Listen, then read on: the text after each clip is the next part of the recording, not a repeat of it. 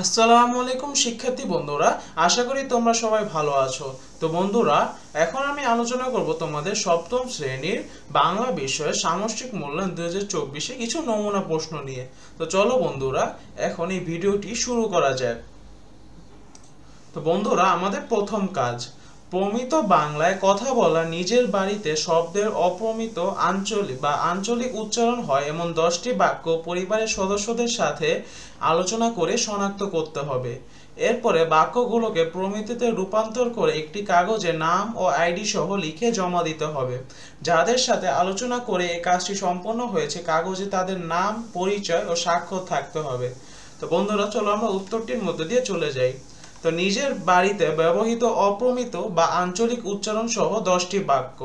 তো 1 নম্বরে, তো প্রথমে তোমাদের পরিবারের সদস্যদের সাথে আলোচনা করে কিছু বাক্য সংগ্রহ করতে হবে যেখানে আঞ্চলিক বা অপ্রমিত উচ্চারণ ব্যবহার করা রয়েছে। যেমন প্রথম বাক্যটি রয়েছে, যেমন আজ তুই কি খাবি, যা প্রমিত হচ্ছে আজ তুমি কি খাবে।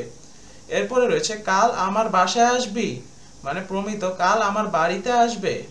এই জিনিসটা কত দাম, মানে এই জিনিসটার দাম কত। আমি বাজার থেকে ফিরে আসছি, প্রমিত আমি বাজার থেকে ফিরে আসছি। তুই কি আমাকে সাহায্য করবি, তুমি কি আমাকে সাহায্য করবে।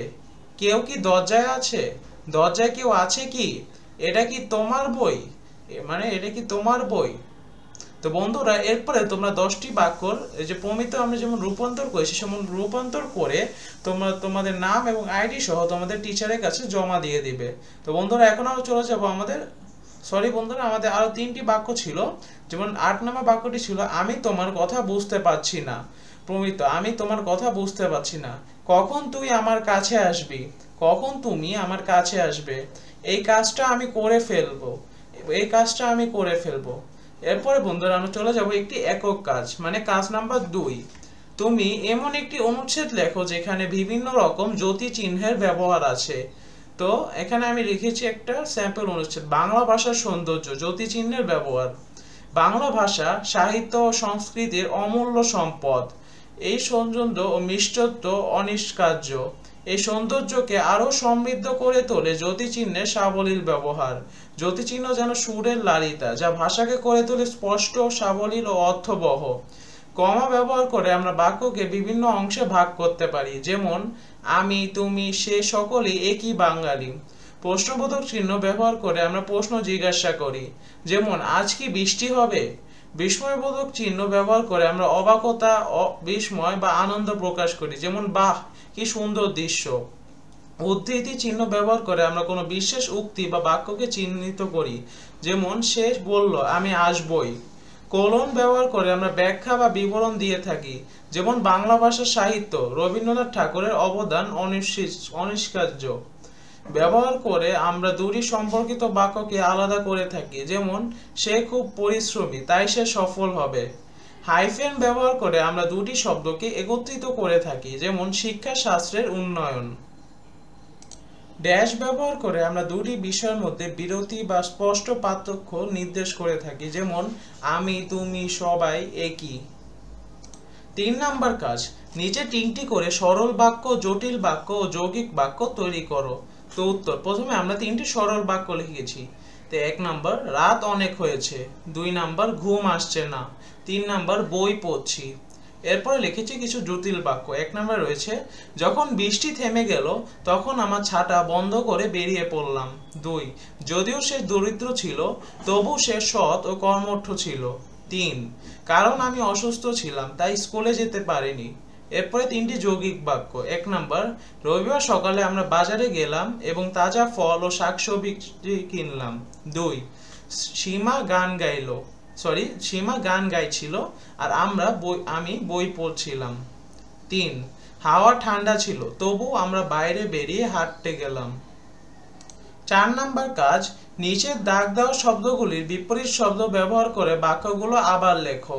তো বন্ধুরা, এখানে তোমাদের কিছু প্রশ্ন দেওয়া রয়েছে। এই প্রশ্ন এখানে যেগুলো বাক্যগুলো দেওয়া রয়েছে সেগুলোর বিপরীত শব্দগুলো ব্যবহার করে সেগুলো বাক্যগুলো আবার লিখতে হবে। যেমন প্রথমে রয়েছে খেলায় ভারতের জয় নিশ্চিত।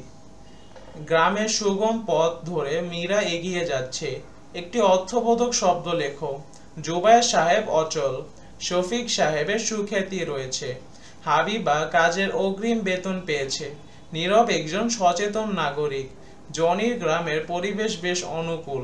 গাড়িটির রং কালো। ইফাত দ্বীপের গান শুনে অনুরক্ত। তো এখানে তোমাদের কিছু নির্দেশনা দেওয়া রয়েছে। বাক্যগুলো ভালো করে পড়বে, তারপরে তোমরা দাগ দেওয়া শব্দগুলোর বিপরীত শব্দ চিন্তা করবে, এরপরে তোমরা বিপরীত শব্দগুলো ব্যবহার করে বাক্যগুলো পুনরায় লিখবে। তো চলো বন্ধুরা উত্তরটি দেখে নেই। তো প্রথমে যে বাক্যটি ছিল খেলায় ভারতের জয় নিশ্চিত। তা আমরা জানি জয়ের বিপরীত হচ্ছে পরাজয়। তো উত্তর হবে খেলায় ভারতের পরাজয় নিশ্চিত। এরপরে রয়েছে গ্রামের সুগম পথ ধরে মীরা এগিয়ে গেল। তো সুগমের বিপরীত হচ্ছে দুর্গম। তো গ্রামের দুর্গম পথ ধরে মীরা এগিয়ে যাচ্ছে। তো এরপরে রয়েছে একটি অর্থবোধক শব্দ লেখো। এখানে বিপরীতটি হবে একটি অর্থহীন শব্দ লেখো। তো জুবায়ের সাহেব অচল, এখানে এটা অচলের বিপরীত হচ্ছে সচল, তার মানে জুবায়ের সাহেব সচল। শফিক সাহেবের সুখ্যাতি রয়েছে, এখানে হবে শফিক সাহেবের অখ্যাতি রয়েছে। হাবিবা কাজের অগ্রিম বেতন পেয়েছে, এখানে হবে হাবিবা কাজের বকেয়া বেতন পেয়েছে। নীরব একজন সচেতন নাগরিক, এখানে হবে নীরব একজন অচেতন নাগরিক।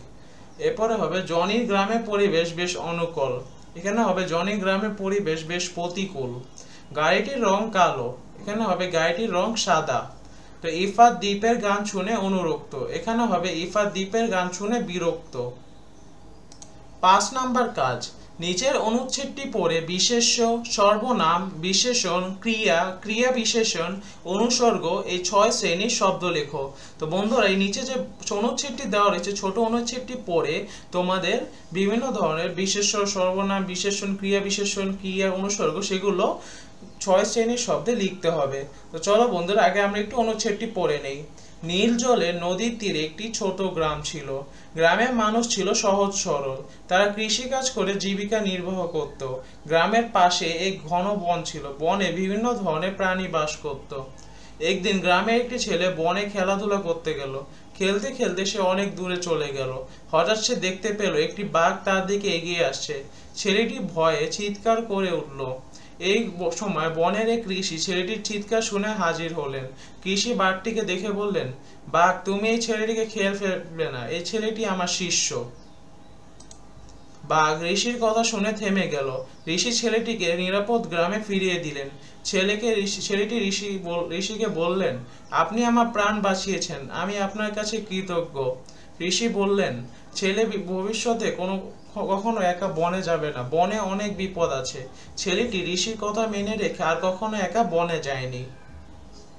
তো এই অনুচ্ছেদে নিম্নলিখিত শব্দ শ্রেণীর শব্দগুলি রয়েছে। প্রথমে রয়েছে বিশেষ্য, নদী, গ্রাম, মানুষ, কৃষিকাজ, বন, প্রাণী, ছেলে, বাঘ, ঋষি, চিৎকার, শিষ্য, প্রাণ, কৃতজ্ঞতা, বিপদ। এরপরে সর্বনামগুলো রয়েছে সে, তুমি, আমি, এই। বিশেষণ, ছোট্ট, নীল, সহজ সরল, ঘন, বিভিন্ন, ভয়ানক, নিরাপদ, কৃতজ্ঞ। এরপর রয়েছে ক্রিয়া, ছিল, নির্বাহ করত, বাস করত, গেল, দেখতে পেল, এগিয়ে আসছে।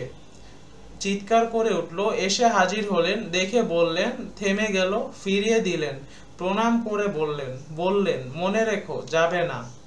ক্রিয়া বিশেষণ, অনেক, দূরে, হঠাৎ, ভয়ে। অনুসর্গ, তীরে, পাশে, কাছে, থেকে।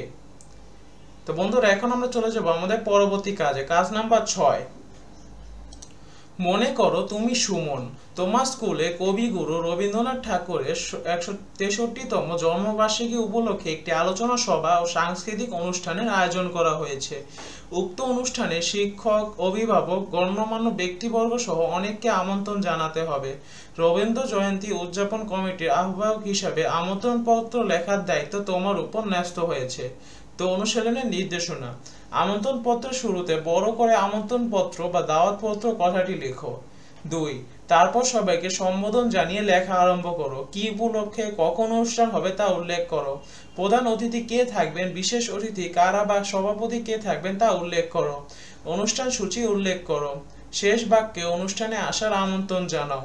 পত্রের নিচে যারা পক্ষ থেকে আমন্ত্রণ জানানো হয়েছে তার নাম, পদবি ইত্যাদি উল্লেখ করো। তো চলো বন্ধুরা, আমি একটি আমন্ত্রণ পত্রের নমুনা তৈরি করি, সেটি আমরা একটু দেখে নিই। তো বন্ধুরা, তোমাদের সুবিধার্থে এখানে তোমরা দেখতে পাচ্ছ একটি আমন্ত্রণ পত্র তৈরি করা রয়েছে। তো আমাদের পত্র শুরুতে তোমরা আমন্ত্রণ পত্র লিখবে। তারপরে আমরা লিখেছি কবিগুরু রবীন্দ্রনাথ ঠাকুরের 163তম জন্মবার্ষিকী উপলক্ষে আলোচনা সভা ও সাংস্কৃতিক অনুষ্ঠান। এরপরে আমরা লিখেছি সাদর প্রীতি ও শুভেচ্ছান্তে। আপনাদের সকলকে জানাতে পেরে আমরা আনন্দিত যে কবিগুরু রবীন্দ্রনাথ ঠাকুরের 163তম জন্মবার্ষিকী উপলক্ষে, তোমরা এখানে ব্র্যাকেট দিয়েছি স্কুলের নাম, তোমরা তোমাদের স্কুলের নামটি দিবে, তারপর তারিখ, এখানে তোমরা তারিখটি দিবে, তারপর সময় দিবে, বা যে একটি আলোচনা সভা ও সাংস্কৃতিক অনুষ্ঠানের আয়োজন করা হয়েছে। এই মহান অনুষ্ঠানে আমাদের প্রধান অতিথি হিসেবে উপস্থিত থাকবেন। তোমরা এখানে তোমাদের প্রধান অতিথির নাম ও পদবি লিখবে। তারপর তোমরা লিখবে বিশেষ অতিথি হিসেবে উপস্থিত থাকবেন, অতিথির নাম এবং পদবি, এবং সর্বশেষে সভাপতিত্ব বা সভাপতির নাম এবং পদবিটা তোমরা উল্লেখ করবে। এরপরে তোমরা অনুষ্ঠান সূচিতে লিখবে। তো বন্ধুরা, এখানে কোনো নির্দিষ্ট কোনো সময় দিনে তোমরা তোমাদের নিজেদের সময় ভিত্তিক তোমরা লিখে নিবে। তো প্রথমে রয়েছে পতাকা উত্তোলন ও প্রার্থনা, তারপর তিলক ধারণ ও শ্রদ্ধাঞ্জলি, তারপর রয়েছে স্বাগত বক্তৃতা, তারপর প্রধান অতিথির ভাষণ, তারপর সাংস্কৃতিক অনুষ্ঠান, তারপর বিশেষ অতিথিদের ভাষণ, তারপর সভাপতির ভাষণ, তারপর ধন্যবাদ জ্ঞাপন। আমরা আন্তরিকভাবে আশা করি এই মহান অনুষ্ঠানে আপনারা সকলে উপস্থিত থেকে রবীন্দ্র জয়ন্তী উদযাপনে আমাদের অংশীদার হবেন। ধন্যবাদ। তারপর তোমরা এখানে তোমাদের যে উদযাপন কমিটির আহ্বায়ক তার নাম এবং স্কুলের নামটি দিবে। তো সুপ্রিয় বন্ধুরা, এটি ছিল আজকের জন্য। সবাইকে অনেক ধন্যবাদ ভিডিওটি দেখার জন্য। তোমরা যদি আরো নমুনা প্রশ্ন দেখতে চাও তাহলে অবশ্যই আমাদের কমেন্টে জানাবে, এবং নতুন নতুন ভিডিও দেখার জন্য আমাদের চ্যানেলটিকে অবশ্যই সাবস্ক্রাইব করবে। তো সবাইকে অনেক ধন্যবাদ। আসসালামু আলাইকুম।